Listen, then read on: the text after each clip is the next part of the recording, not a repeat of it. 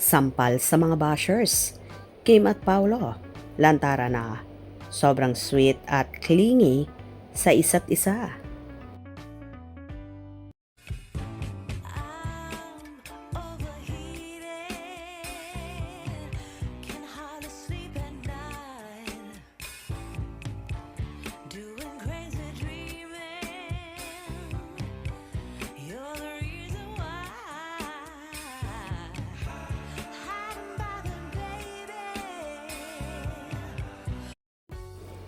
Tila open book na nga sa publiko ang relationship ni Kim Chiu at Paolo Avellino at mukhang wala na nga silang itinatago pa.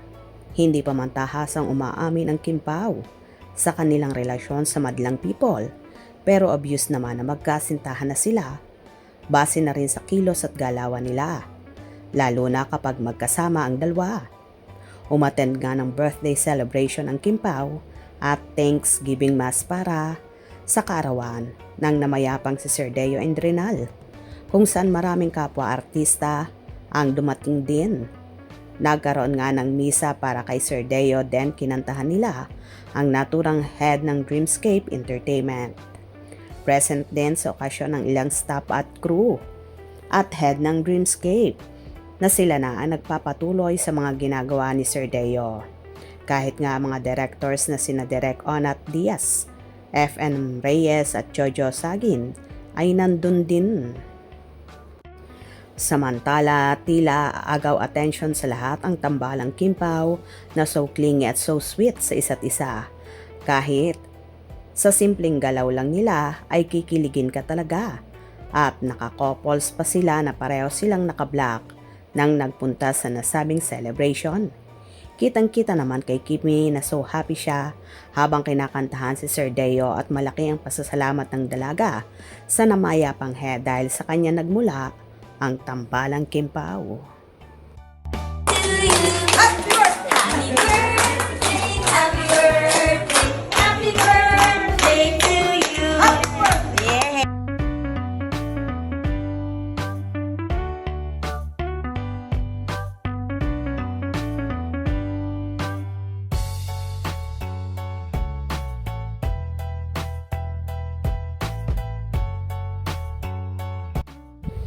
Anyway, malaki rin ang pasasalamat ni Paolo kay Sir Deo dahil siya ang dahilan kung bakit siya na itambal kay Kimi na ngayon nga ay so in demand at popular ang Kim Pao tandem nila.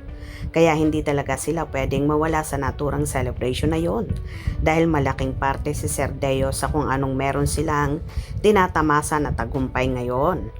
For sure, so happy rin ni Sir Deo sa heaven dahil nakikita niya ang tagumpay ng ginawang tandem na all over the world ang fan base. Kaya hindi talaga siya nagkamali sa Kim Pao. Tama ba ako mga ka-Kim Pao? By the way, tila sampal nga sa bashers ang pagiging clingy at so sweet ng Kim Pao kahit wala sila sa harap ng kamera. Kaya yung mga issue sera dyan, tigilan nyo na ang Kim Pao dahil happy sila at very contented sa isa't isa. Gets nyo ba? Hope you enjoyed. Please subscribe for more info.